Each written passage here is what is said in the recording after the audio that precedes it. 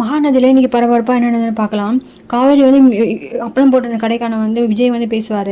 நீ நமக்குள்ளே relationship start ஆனதே வெண்ணிலா வர முடியாது அப்படின்ற சுச்சுவேஷன் அப்போ தானே. நீ என்னை நம்புறல, நான் உன்னை ஏமாத்தலை அப்படின்றத நீ நம்புறல. நான் நம்புறேங்க. நீங்கள் ஏன் என்கிட்ட இது மாதிரிலாம் பேசுகிறீங்க? நீங்கள் தான், நான் உங்களை நம்புகிறேன், நீங்கள் அதை பற்றி நினைக்காதீங்க. வெண்ணிலாவை எப்படியாவது நம்ம புரிய வைக்கணும். இது வந்து மனசு சம்மந்தப்பட்டது. அவன் எந்த தப்பும் பண்ணல, நீங்களும் எந்த தப்பும் பண்ணல. இது வந்து சுச்சுவேஷன் தான் காரணம்.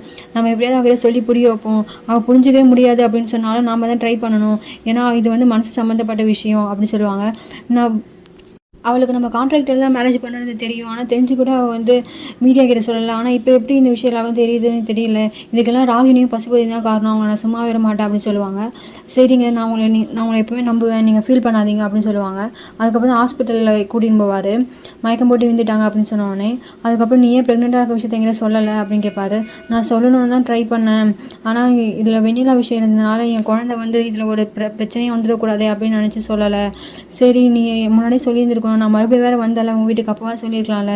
சரி விடுங்க, இப்போ தான் எல்லா விஷயமே தெரிஞ்சிச்சுல, இனிமேல் அதை பழைய பற்றி பேச தேவையில்ல அப்படின்னு சொல்லுவாங்க. அப்போ தான் விஜய் கேட்பாரு, சரி நீ ஒருவேளை நீ என்கிட்ட விஷயத்த சொல்ல வரும்போது எந்த பிரச்சனையும் இல்லாமல் இருந்தால் நீ என்கிட்ட எப்படி ப்ரெக்னெண்ட்டாக இருந்த விஷயத்த சொல்லுவேன் அப்படின்னு கேட்பாரு. அப்போ தான் அவங்க வந்து ரொமான்ஸாக பேச ஆரம்பிப்பாங்க.